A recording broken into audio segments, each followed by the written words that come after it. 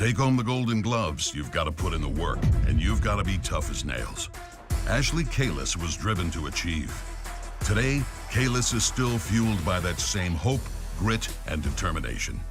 A mother of 3 school-aged boys and successful business owner who ran testing and vaccination sites across the state.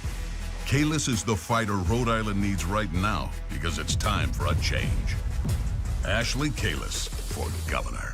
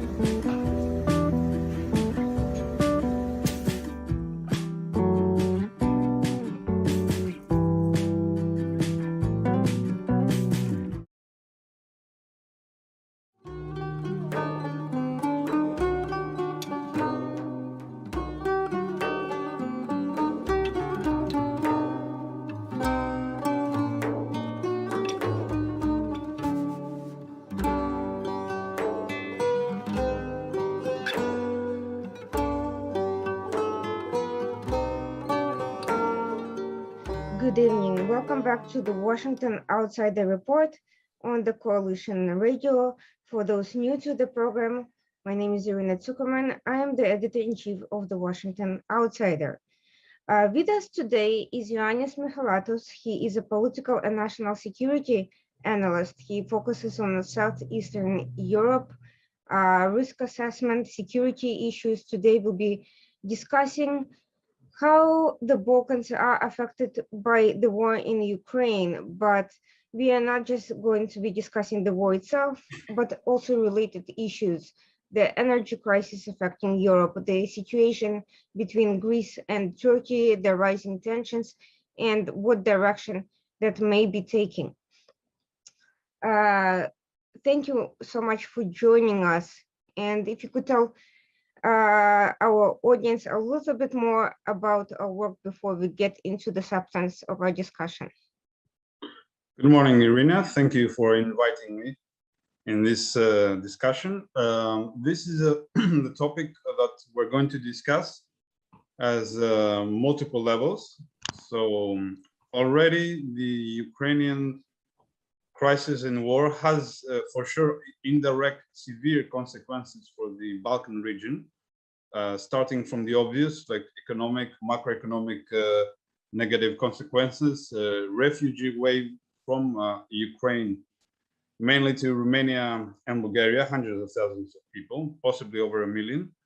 And there is a flare of nationalistic tensions brewing in the region of Bosnia between the 3 nationalities, Croatian, Muslims, and Serbians, which is indirectly related, but according to some local pundits, maybe it could become a crisis in the near future. As far as the Greek-Turkish diplomatic brinkmanship is not directly or indirectly related to the Ukrainian crisis.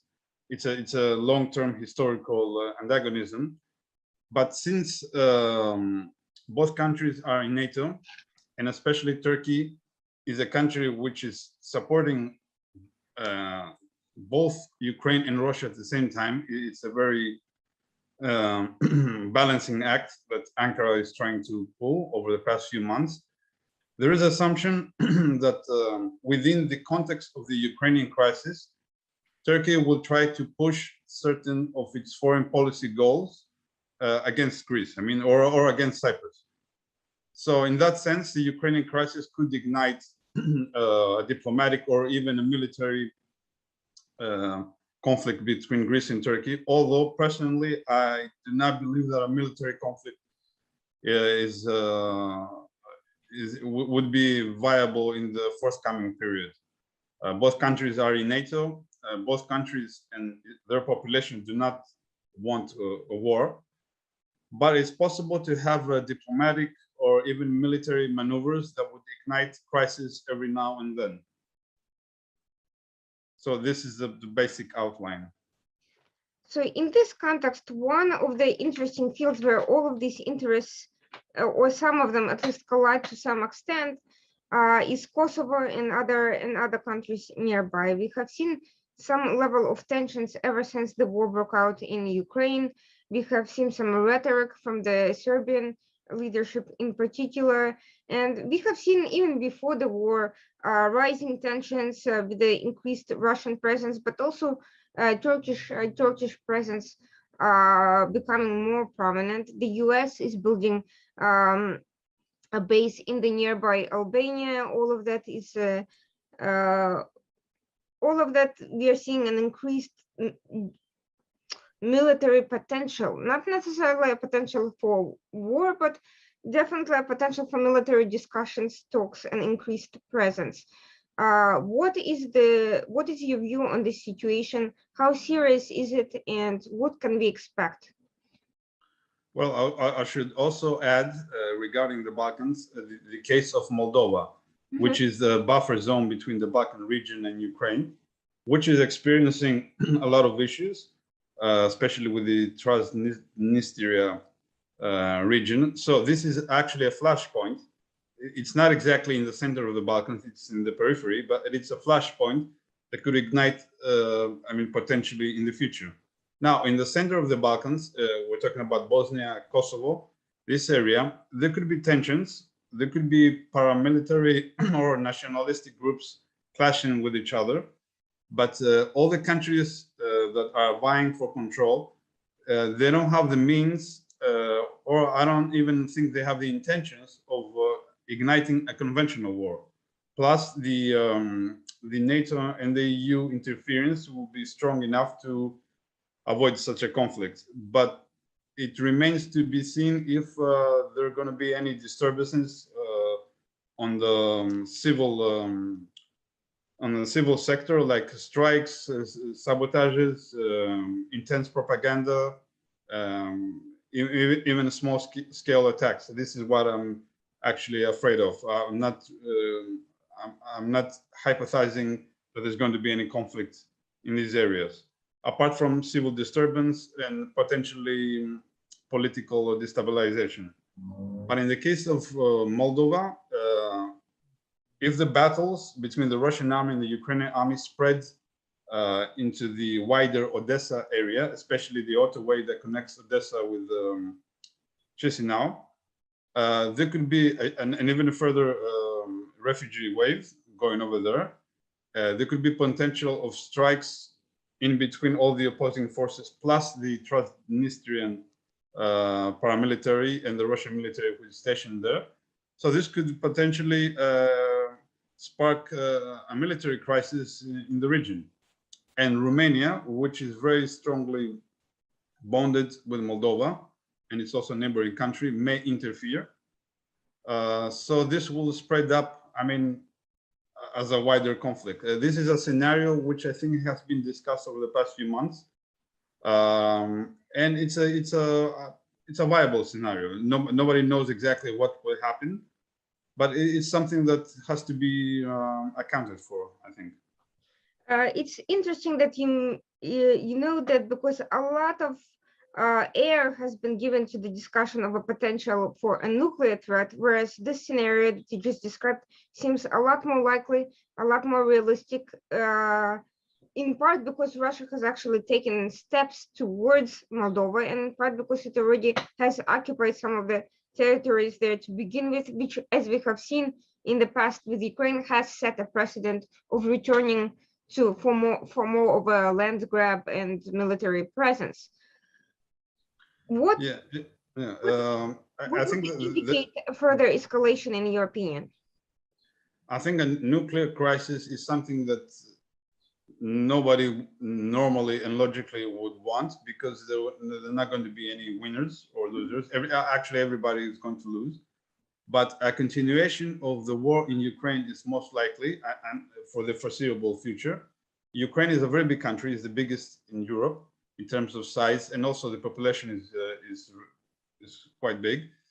So nobody knows how the situation would develop, and especially the Odessa area is of extreme strategic importance for the whole of Ukraine, for the potential military goals of the Russian Federation, for the future of Moldova, because Odessa is actually the port of Moldova, and also for the future of Romania and the southeastern flank of NATO. Because with Odessa and the nearby area near the Danube, Russia can potentially leverage its position all across southeastern Europe, both in military terms, political, and soft power in the long term. So I think if the battles ignite again in Odessa, as it happened in March, and then they suddenly scale down, maybe we could have a new turn in the war that will encompass other powers as well. For the time being, the Ukrainian war theater is concentrated in the axis between Kharkiv, Donbas area up to Kherson, which is a little bit on the east from the Balkans. But as soon as we will see an invasion in Odessa or heavy battles in the nearby region, then the Balkans will come to the spotlight, the Eastern Balkans. And then we could say that things will become more tense, I think. Now, one of the issues that has been widely discussed is that Ukraine is not eligible for NATO membership due to the fact that it is partially occupied. That has become a convenient excuse which played into Russia's hands, and which that argument preceded this current turn of events, because we have seen that Russia has taken to occupy, to partially occupy several countries that would otherwise be interested in NATO membership and so forth. What does that tell you about the future of NATO when Russia has been able to strategically encircle it by strategically occupying several countries? We have so far been looking at this conflict from the point of view of Russian imperial ambitions and reconquest of territory. But if we look at it from the angle of offsetting NATO influence and actually pressuring NATO, that's another aspect that hasn't been discussed sufficiently, that Russia has actually made a chess move to take control of territories that would actually be of interest to NATO. Yeah, this is a very complicated issue, because Russia is not, in inverted commas, a normal country. It's a country that has a vast nuclear arsenal. If it didn't have this nuclear arsenal, probably, most certainly this war would never happen, or many other things would never happen. So when NATO, and especially the United States, is negotiating or opposing the Russian ambitions in the Black Sea or in Ukraine or in the Baltics, it takes into account the escalation that may happen, that if it leads to a nuclear stalemate, Russia could threaten with annihilation the whole planet, and so on and so forth. So again, it's realpolitik at the end of the day. It's not about emotional diplomacy or economic diplomacy. It's who has the army and who has the will to use the army. So the Russians, they bet for many years now that their army is their foreign policy tool. It's a very realpolitik notion, going back to Clausewitz's position that the war is the continuation of politics with other means. And this is being followed with a very long-term strategy. So the NATO, on the other hand, it has become a political union, which tends to neglect its armed forces. There are countries in NATO which have very, very small NATO forces, despite their very high income level or GDP. In the old days, let's say in the 60s and the 70s, they could muster 100 or 150,000 soldiers, countries like Netherlands. And now they don't have a deployment force more than 5,000 people. That means that NATO lost its military edge, and now 90% of NATO's firepower is the American army, it's not the European army, the European armies, which are like 25 nation states or even more, and they have just 10% of the firepower of the United States. I remember a few years ago there was a very big debate from the Trump administration for NATO to increase its military budget and the European countries to invest more on their military, and they didn't. And now we were seeing that they are regretting this, but I think it's too late.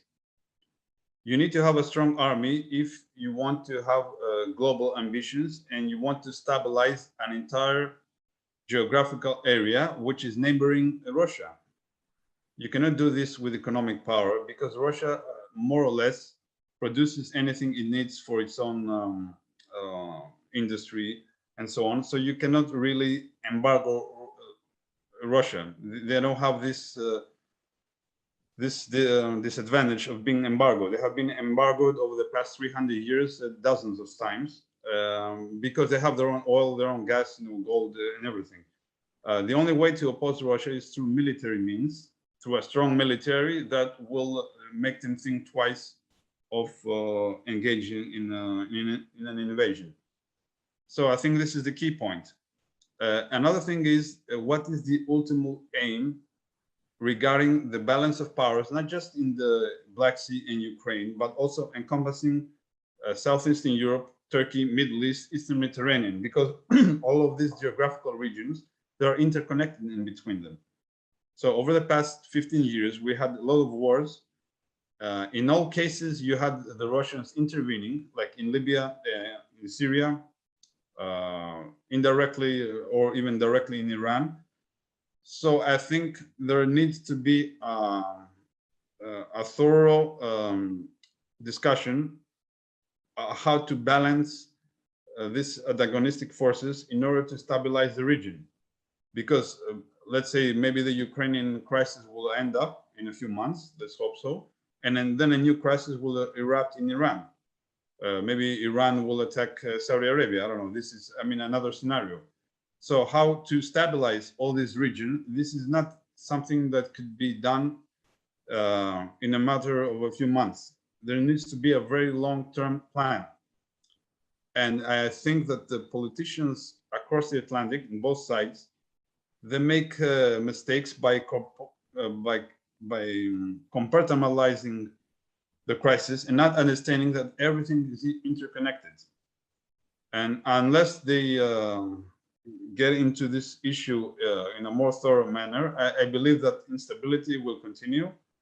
And even if the war in Ukraine ends up soon, new wars and new destabilizing situations will erupt from time to time in the region between Danube and the Gulf and Suez and the Caucasus area. This is a very volatile area with a number of very strong regional players. And there is no policy on how to find an equilibrium, I think. Speaking of an equilibrium and NATO, we are seeing that as NATO is seeking to expand its membership through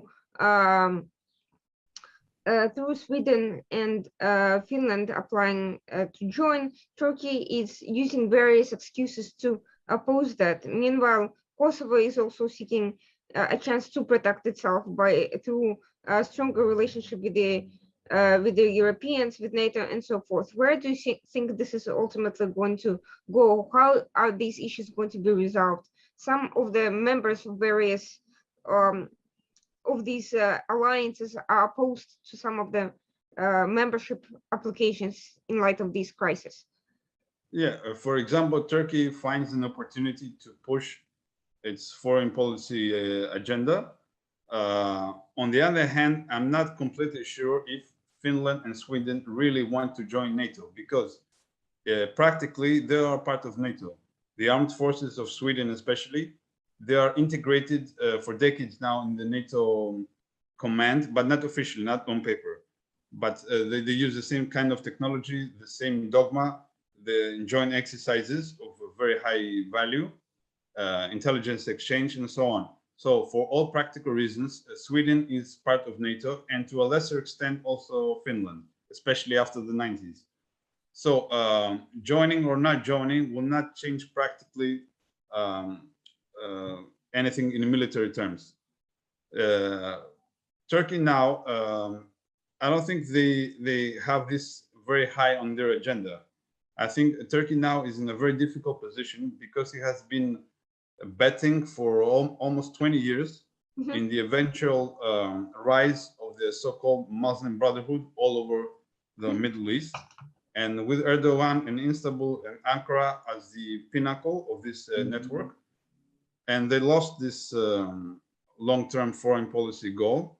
At the same time, internal divisions in Turkey erupted, and we saw what happened in the 2016 coup d'etat, and then economic problems of severe nature started to become obvious in Turkey. So Turkey now is in a very difficult position, and they try to find any excuse to attract funds and successes. Erdogan needs a success. It doesn't matter if it's going to be against Greece or against Cyprus or in the Middle East or in any other place. So I think we have two different issues. One is that Sweden and Finland want to symbolize their commitment to NATO, but in essence, this is a symbolic gesture. They are part of NATO. If there's going to be an all-out war between Russia and NATO, Finland and Sweden will at least indirectly join NATO, at least in logistics or intelligence. In the case of Turkey, Turkey sees itself as a regional power. They have their own agenda, which does not easily complement the agenda of other countries. And this is not going to change anytime soon, because they feel that they are strong enough to become the dominant power in the Balkans, Eastern Mediterranean, and the Middle East. So I think the Turkey's question, it used to be called the Eastern question in the 19th century, will occupy for the coming years. Not just NATO, I mean, also the neighboring countries of Turkey. And this is something which, again, has to do with this interconnection between the crisis in Ukraine, the ongoing crisis in the Middle East, and who is going to be able to find an equilibrium which is going to satisfy all sides without having to experience a new regional war. Because in contrast to the past, the people, I mean the civilians, especially in Europe, they're not accustomed to war conditions. I mean, in the World War II, World War I, and the wars before that, people expected that every once in a while they're going to be drafted and they're going to go to the battlefield. Right now, Europe hasn't fought since 1940s. So people are mostly urbanized, live in apartments, and they don't have in their notion that they will have to go to open fields and start killing themselves. Nobody wants a war, and we see what is happening in Ukraine now. Imagine a bigger regional war that will encompass dozens of countries at the same time. It will be a huge massacre, even without nuclear weapons. So I think it's time for people who embrace realpolitik, who see things as they are, not as they want them to be, to take over and put aside the idealists, because the idealists, they have high values, but they don't have any practicality to enforce them, and usually they result in tragedies, because human everyday life is composed by a variable of practicalities, not of high ideas. So you need to find enough food to feed the planet, for example, enough gas and oil to get the economy moving, and bright diplomats to put things in order. I think this is a very difficult thing to happen, because populism is rampant all across the planet now. Dictators are getting in popularity. We see this all over the world, the strong leadership type of people, and things are getting out of control. So I'm not very optimistic about the future, not just about the regional future, but the global future. I mean, Speaking of practical realities, how much do you think Turkey's rising defense industry can offset in the midterm, not near term, but midterm future, its economic instability? Can it use its defense industry as a mechanism of basically economic value to bring itself back out of its current crisis? well, that used to be the case years ago or even centuries ago, but now the defense industry is a small segment of the global industry. And it's not a productive industry in terms of actually providing consumer goods, for example, to the people. You could have a very strong defense sector, as the Soviet Union had in the 1980s, which consumed 20% of their GDP, and they collapsed overnight because they didn't have any available consumer goods for the average citizen and no basic services in some cases. So first, you need to have a solid economy, and then you complement this with a strong defense sector that can help boost the technology, because a lot of technological startups actually started from defense producers. But I don't think that the Western economy can just develop itself through new fighter jets or new nuclear submarines. We also have to take into account the huge collateral debt, which is calculated into trillions, billions of trillions all over the planet, that has to be stabilized before new technological inventions push the whole economy forward. For the time being, we have a lot of ideas, but the reality is that the economy worldwide is still based on diesel engines, not electric cars. There's no available electricity to electricize and digitalize everything. Plus, the commodities needed for that are finite, and they're based in Siberia, Mongolia, Kazakhstan, in areas which I think are out of reach now of Western multinationals. Also in China, especially in the refining sector. So a lot of people have ideas, but the reality is we still live in 20th century. We have managed to increase our level of being through massive debt, but we haven't made the technological leap to the next century. And maybe this will never happen, or maybe it will happen next year with new inventions, but nobody knows. For the time being, we have a lot of ideas, a lot of design experimental patents, but the hardcore economics point out that we need more oil and gas, for example. Otherwise, Russia can make hundreds of billions of dollars and continue the war without having to practically embargo the West. I mean, there's a real problem right now in the West that they don't invest in what they need. They invest in what they think they need. So I think the Russian strategy also is to delay the war for economic reasons. They're making a lot of money right now just by delaying the war and seeing the prices in everything going up. So, but as I said, populism is rampant. There's a whole generation of people that are being raised and taught that everything is possible, easy life is granted, and technology solves everything, which has never been the case in the human history. Human history is characterized by struggles and community spirit. Now we see people who are completely individualistic and think that something magically would happen and raise their income level without them having to work or think about it.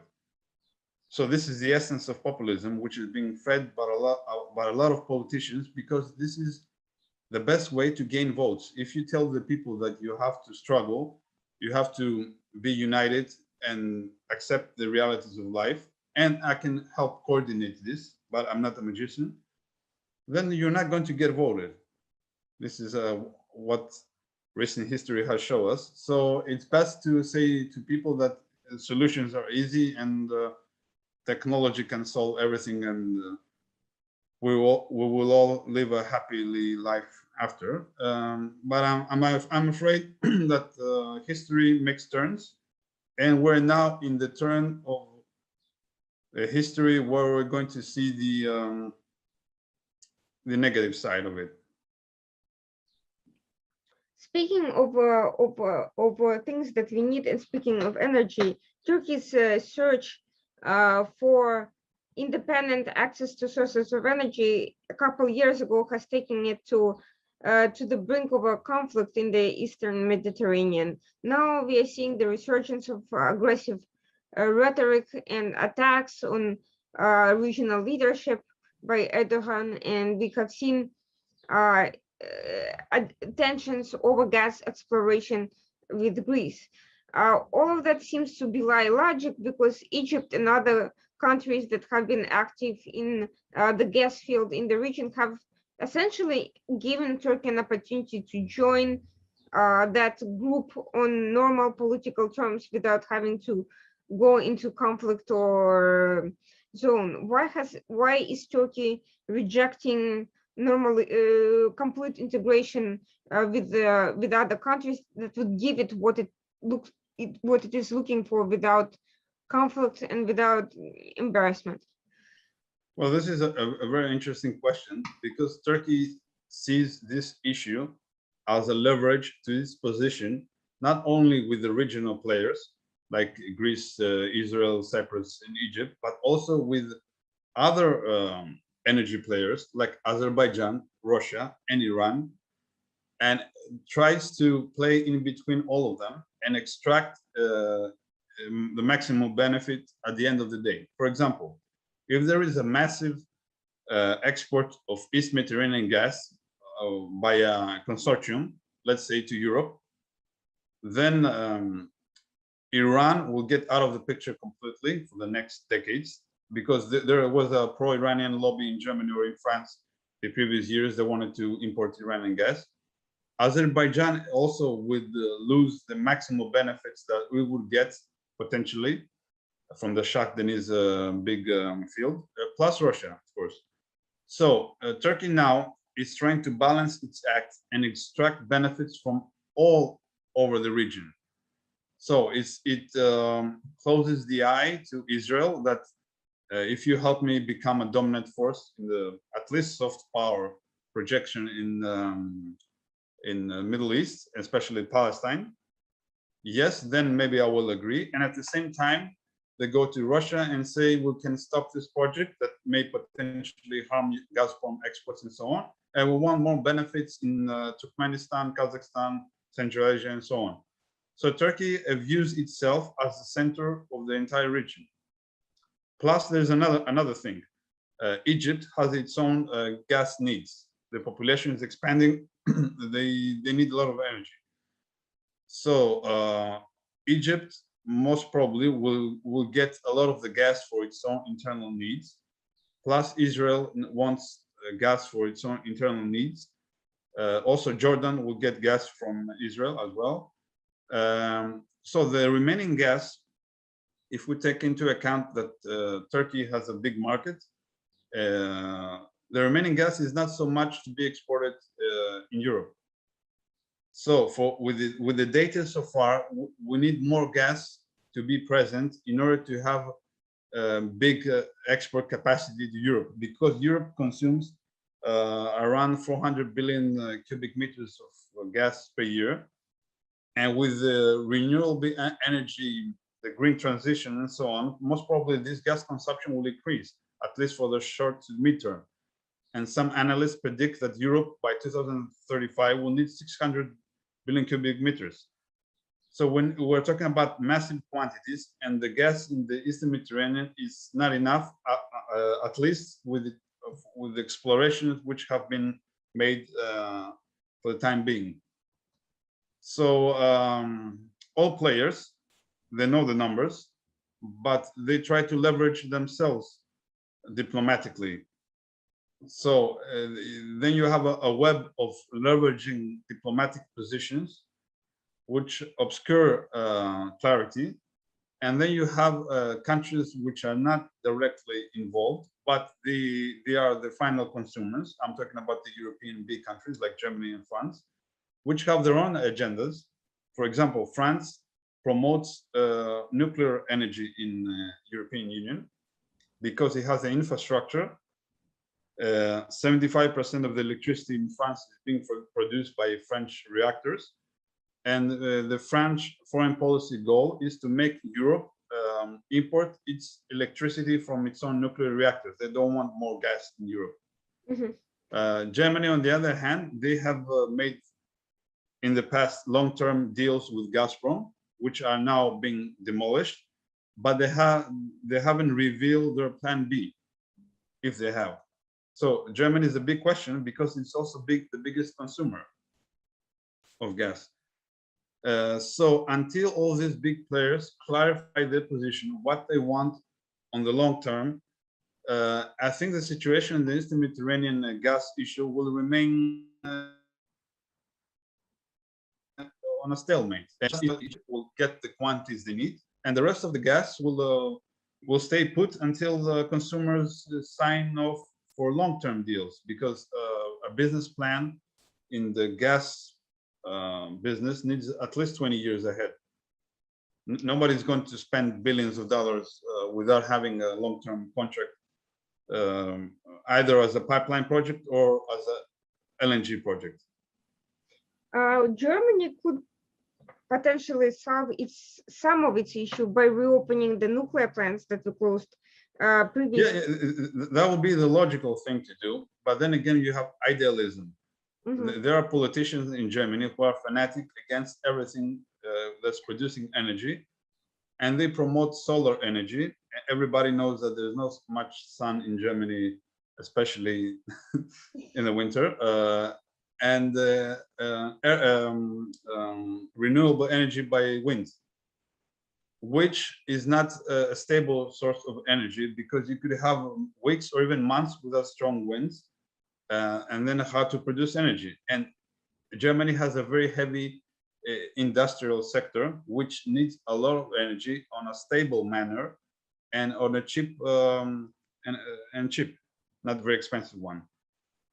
So you have a very big clash, and the German society is characterized by idealism from the period of Goethe, and they have this tendency to think in terms of ideas. So I don't know who is going to win, the pragmatics or the ones who promise utopias. I think the French are much more pragmatic because they have nuclear energy and they want to export this model to other countries, which seems logical. It's interesting because under pressure from some of the countries, Germany did seem to be looking to back away from its dependence on Russian energy, but we are seeing that maybe that commitment is not going to hold. Is that a possibility? I think there's a very strong Russian gas lobby in Berlin, which is divided into two main factions. One is the faction from the East Germany states, which of course doesn't exist anymore, but imagine this huge bureaucracy, state bureaucracy of East Germany. Now it has been integrated into the United German state, and it still has a lot of ties with the former Soviet Union and present Russia. The other and most important faction is the one dealing with heavy energy, well, with heavy industry, which needs a lot of energy. They have made a lot of long-term deals, and they assume that once the situation in Ukraine settles down, and they themselves hope that this will happen soon, then they can maneuver their position and more or less continue business as usual.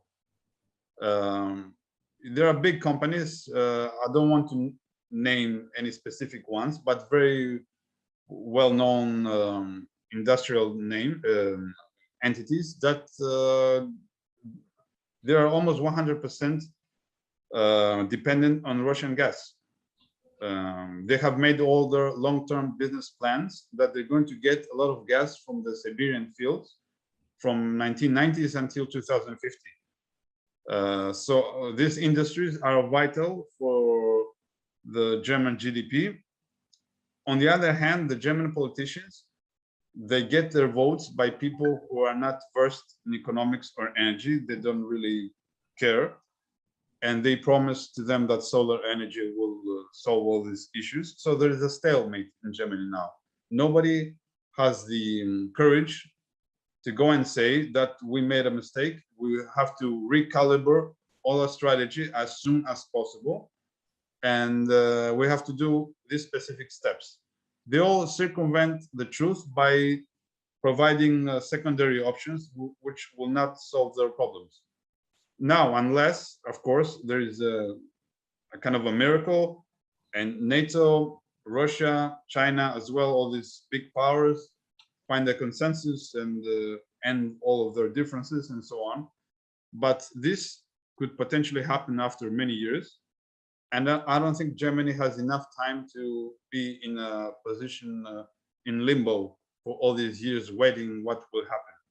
So they will need to take decisions fast, either adopt nuclear energy or even go back to coal production, because they do have a lot of coal mines, which means they need to change all the EU legislation, which is against coal.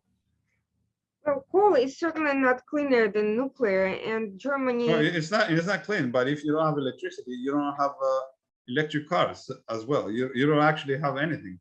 Electricity right now is the A and omega of human civilization. Without electricity, you don't have internet. You don't have communications. You don't have banking. You don't have nothing.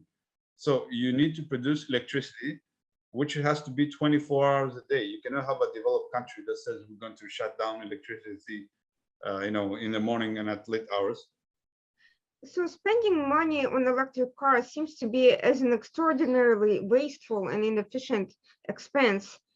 Well, the original plan was to create a paradigm shift in the automobile industry worldwide. So the Europeans, especially the Germans, because they have very good electronic mechanics, they were able to develop a very good patent system, and they wanted to drive out the American, the Japanese, and the rest of the automobile makers all over the world. By having the single market of the EU imposing these rules, they thought they're going to take out competition for the next 50 years. I mean, for example, the diesel machine was made by Germans. And that was the basis of the German industry for the past 150 years. This is a very good idea. The thing is, they forgot the geopolitics involved. You can have the best electric car in the world and a very cheap one in the future, I mean, but you need to have electricity. That means you need to have energy, and the energy resources right now are being dominated by Russia, Venezuela, Iran, Iraq, and other countries, which there are a number of grave issues. So the technocratic approach, without taking into account the geopolitical and security approach, because of idealism, it's bad to talk about security over the past few years in many parts of the Western world, especially. Resulted in making a technocratic decision which was not well founded. And if you build a structure in which the foundations have cracks, then the whole building will collapse. And this is exactly what is happening right now. Returning to the issue of the Balkans a little bit, we are seeing that they're kind of stuck amidst all these big power struggles, but at the same time, there is a potential for even graver issues. You mentioned a potential for another refugee crisis. I see at least two that come, actually, I would say three. One is the continuing Ukraine situation, which has already put a significant strain on Poland and also, Romania, Moldova, nearby countries. The second issue, Erdogan again is threatening to unleash a new flow of Middle Eastern refugees. And the third is a potential from other countries like Afghanistan and African countries facing increasing issues on every level. Afghanistan, both economic and political, and in Africa, we are seeing huge conflicts emerging and increasing destabilization and the rise of jihadism, and all of that could end up affecting Europe, especially in the south, but potentially trickle down elsewhere from there. So with this potential for multiple refugee crisis, how is the region expected to handle the situation, especially when there is also ongoing struggles of big powers, tensions, and possibility of small conflicts, small wars, asymmetrical wars breaking out? So far, actually, over the past couple of months, there has been a noted increase in immigration flows from Turkey to Greece and also Bulgaria, mainly people from Afghanistan, because there is an ongoing exodus of Afghanis from last year's fall of Kabul. They first go to Iran, then Turkey, then follow the Balkan route. And there is a strong possibility, a lot of analysts and local experts, they expect this summer to have a big increase, people coming from also Pakistan. And if we add the food crisis, which again has to be correlated with the war in Ukraine, there is an expectation of sub-Saharan immigration flows that are going to unfold in the long term. Because people, for example, from the heart of Africa, they follow smuggler caravans that go up to Libya, and that takes months or even years for them to develop. So the events of 2022 will reflect in immigration patterns in 2023 and 2024. So for sure, the region will experience a lot of immigration pressure. I don't think that the European Union is ready for that, because they have neglected they haven't really formed a long-term strategy on how to deal with immigration at first. They have swinging back and forth between a hardline policy and a soft policy without having a concrete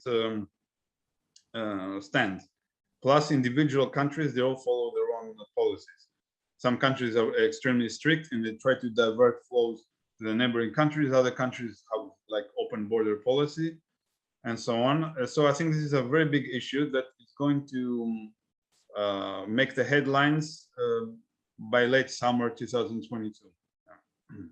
What measures can be taken to protect countries from these flows of refugees? After all, there is no inherent right to settle in the country of your choice. There is a right for temporary shelter from, in the first country that's safe for you. How does that work with this is in theory. In practice, first of all, not all inflows are recorded. So the ones who are recorded are actually the ones who got detained. In some countries, there are twice or thrice the number of people who just got into the country in the ghost manner, and they exit the country as well. So you have a mass of people who are moving around the European periphery who are not known to the authorities, and they are going from country to country, doing odd jobs and so on. So the numbers are bigger than officially measured. Plus, you have the exceptions. For example, elderly people, mothers, young children, people with disabilities, people with health issues, politically persecuted people, and people from specific countries at war who get exemptions, and they can go to the country of destination, which is usually Germany, Netherlands, Sweden, and some other countries. So since the numbers are big, for example, in Greece right now, there is an estimated 500 people minimum enter the country illegally every day. So that means every month you have 15,000 people, out of which less than a third are officially registered. So that means that you have around 10,000 people who either get stuck in Greece or find a way and then enter the Balkans and then go towards Central Europe. So this is a very big number of people, because you have equivalent numbers in Spain, Italy, plus you have secondary flows going from Turkey with small boats to different parts of the Mediterranean.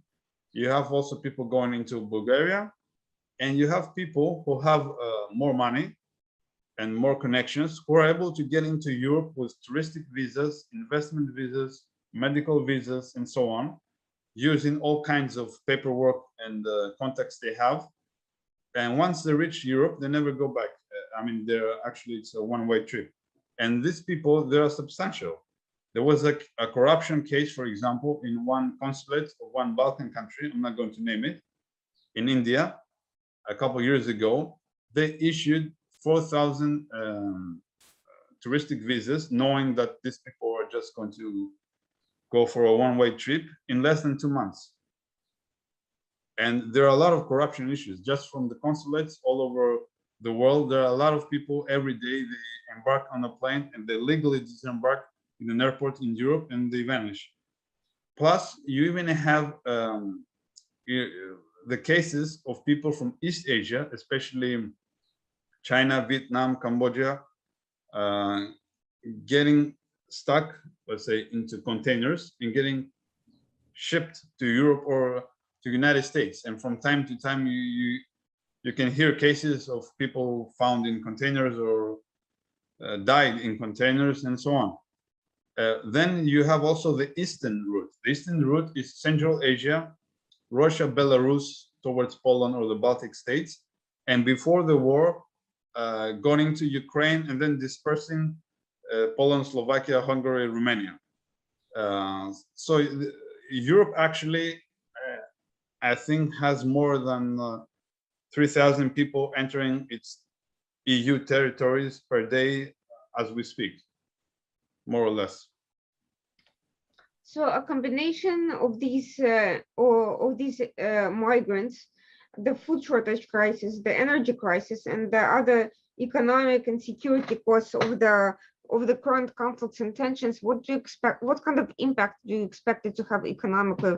What are we going to see? Are we heading? Yeah. Is Europe heading for depression?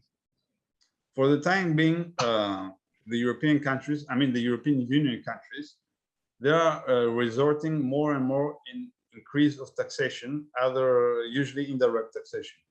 So, for example, in the 1970s, the French state consumed about 30% of the country's GDP. Now they consume 55%, and this is increasing. So there will be a litmus when the people will say, we don't want to give more, because the cost of life is extremely high now in the urban centers in Europe. And then the whole system will start to disintegrate, because the system is based on increased receipts for the state, and then the state will hand out subsidies and pay for expenses. And then the pragmatic people will have to come about and start cutting expenses and putting things in perspective and putting priorities. For the time being, they provide subsidies for everything. Any problem has a solution. We get debt, we get taxes, and we shut the problem with money. But this cannot go on forever. The European countries, even the big ones, they are heavily indebted, plus the citizens as well. And the difference with the United States is that the euro is not a global reserve currency. The European economy is fragmented. It's not a unified country. It's actually a single market with a tendency to become a federal country, but it is not actually. And plus, it doesn't have the gravity in terms of geopolitical strength that the American economy has, which also has high debt, high private and public debt. But it's based on the dominance of the dollar. So the Eurozone will face huge problems in the coming years, and there's always the possibility of disintegration and the creation of 2 or 3 categories of Eurozone countries. There was an old plan that was discussed back in the early 2010, 2012, to have a Eurozone in the central northern Europe and a smaller Eurozone in the Mediterranean countries that would have a 30% depreciating value in order to boost the economies of Italy, Spain, and Greece to overcome structural problems. I think this is a likely scenario. The worst scenario would be to have Brexit phenomena in multiple countries, and then the whole system to collapse. And the other scenario is to have this situation dragging on for years, to have talented people, entrepreneurs immigrating Europe and going to Dubai or to Silicon Valley or Singapore, because this is happening. A lot of people who have talents or who have amassed wealth, they're living in Europe. And this could drag on for years. It's like a slow decadence. So it looks like there is a conflagration of global crisis. Some of them are all related and some of them have been in the works for years, but are now being compounded by the more current issues. Is there any specific concerning plan how to address them effectively right now? For instance, the food shortage crisis. We are also seeing supply chain disruptions even in the United States, but also with major airlines, with various specific products. Is there a plan to address them, or is there this general sense that they'll somehow resolve themselves eventually, and especially if the war in Ukraine does not stop in the nearest few months and continues in some capacity for a while? Normally, because in today's world, the states in the West especially, they have the means to do it. There should have been solutions already. For example, before World War II in Greece, which at that time had a very low level of industrial production and a backward agricultural sector, the then government, in less than 1 year, they increased the agricultural production a lot by predicting that there's going to be an attack against Greece and a global war. So with very limited means, they even told the public to cultivate whatever they could in their own backyard, even, I mean, for household limited production. There was a nationwide campaign to produce as much as possible for anything which is edible. I think right now the United States or countries like Germany, they could enact nationwide projects to increase their domestic production. But they're not doing this, either because they believe the war will end up soon and everything will be normal after that, or because they don't realize the gravity of the situation and the multiplication of all these crises could then fall into a mega crisis, which is like an avalanche. You cannot stop it. And the ordinary people, as long as they have electricity, food, and they're night out, they're not worried. But once they get worried, you cannot really control the public. You cannot say with a public program, today you're not going to eat, don't worry, tomorrow you will have food. It will be a public confidence crisis. And once there is a public confidence crisis, the political establishment will tremble, and forces from the far right or the far left, or forces from the establishment, which are going to be radicalized, they're going to explode. And we witnessed this in Europe in the 1920s and 30s, and that resulted in the Second World War. So this is very serious. But I don't think that the political class is understanding the gravity of the issue, because if they did, they would enact policies of increasing production in the basic materials, and they have the means to do it. By the way, before the war broke out, we already were dealing with the pandemic-related disruptions and things of that nature, and we have seen the danger of over-dependencies on China or other actors for basic necessities, and yet, far from effectively, after over 2 years of that situation, we are still seeing the same thing. Nothing much has changed. Exactly, because the people who got genuinely worried about all the things we're discussing right now are actually the people who are working into the real economy, the people who are doing international trade, or they're producing something. They understand that something is wrong, but the majority of the people now, they are becoming employees that through populism, they believe that everything is being produced through an automatic manner. So for example, something which is produced in China, it will find its way to Los Angeles in a couple of weeks with no problems, because this is a natural way of business, which is not, because there could be a war in Taiwan at any moment. There could be a clash between Washington and Beijing at any moment. So the products for the everyday necessities will not be present anymore, and they cannot be produced out of thin air. So in the older days, you had a big number of people in the Western world that actually produced something or traded something or had a basic assumption of what real economy is.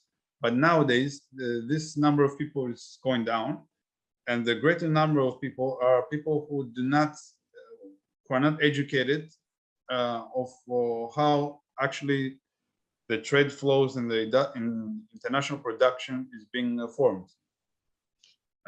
So I think there's a lack of education by the public, because if the public understood that their necessities depend on faraway lands by governments which are hostile to its own government, they would get a little bit panicked, I think. Finally, on the security front, years of ongoing crisis of various forms tend to contribute to radicalization of populations, especially when there are populist movements already afoot. And we are seeing that, first of all, with the rise of poverty, the rise of physical economic problems, there's all sorts of issues rising to the surface, and we're also seeing the deliberate exploitation of such sentiments by various radical groups, both internal and external actors.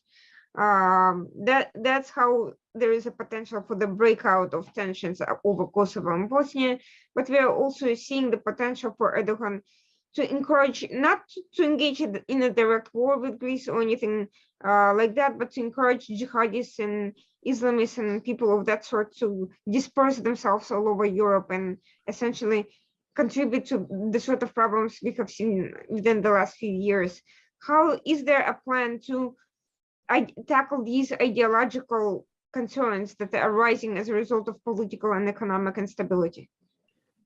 There have been, regarding the extremism segment, there have been many anti-radicalization projects, for example, in the European Union and by individual countries, but these are conventional ones. What do I mean by that? Until recently, and actually in some countries still continuing, you had notable people who publicly, or it was known, they were leading figures of the Muslim Brotherhood. They would be introduced to the local European elites as moderates and as people that would bring about a big change in the Middle East. And the people who were specialized in security or who had a good grasp on the situation, they would say that these people want to topple the governments and install totalitarian regimes with a clear fanaticism. And they witnessed this case in Egypt and so on. So at one point, the European countries recognize there's a problem with radicalization. On the other hand, they don't want really to tackle the issue because the people who promote extremism are actually personalities. It's not something amorphous. They're actual people, actual organizations, NGOs, associations, and so on. So you cannot have them roaming freely and at the same time saying you want to bring stability in the Middle East. And during the Arab Spring decades, there was a real danger of having a complete meltdown of the region from Morocco up to Afghanistan. And that would be a huge chaos that would engulf Europe. That was averted at the last moment, but still there are very strong forces in Europe that don't want to recognize this. So I think radicalism will be an issue over the coming years as well. And I hope that it will not be dealt like it used to be in the past. In terms of a conventional war in the Balkans, I think this is a very low probability because the leaderships, despite their nationalistic rhetoric at times, they do talk to each other. Plus, the publics are tired of wars and instability. So I don't think there's going to be any urge for a conventional war. And thirdly, and very importantly, these countries, they don't have the military means for extended military campaigns. They're not Russia. Countries like Serbia, Croatia, Albania, they have enough military stamina for a few days of war. I mean, real war. They're not prepared to get into battles that would last for months. And of course, the military officials in these countries, they know this, and they will notify the political leadership that there's not going to be any war because we don't have the supplies to do it. We don't have the air force, we don't have the ammunition, and so on. So I'm not worried. About Greece and Turkey, both countries have big militaries, but at the same time, this delicate brinkmanship between Greece and Turkey is being unfolding over the past 70 years. There have been a lot of serious incidents, but both countries are accustomed in having to deal with this delicate balance. So unless if something dramatic happens, there's not going to be any war. And the public in both countries, I don't think they want war. I mean, a real war. But diplomatic rhetoric, even of extremist terms, and potential incidents on the sea or air level, they are to be expected, as they happened in the past as well. Well, thank you so much for these remarks. They're sobering, but at the same time, there is at least some level of cautious optimism for a limitation on major conflicts breaking out. We only have the one. Thank you for the invitation. Other issues, a myriad of horrible circumstances to. But let's hope that really that people are out there listening, that someone will take cue from your assessment and hopefully start shifting things forward at least somewhere on some level, and we can see some more positive dynamics in the near future. Appreciate your comments. Thank you for joining. Thank you as well. And for everyone watching the Washington Outsider, thank you for being with us. We'll be back next Tuesday, 9 p.m. as usual. Washington Outsider Report on the Coalition Radio. Ioannis, your host. Thank you.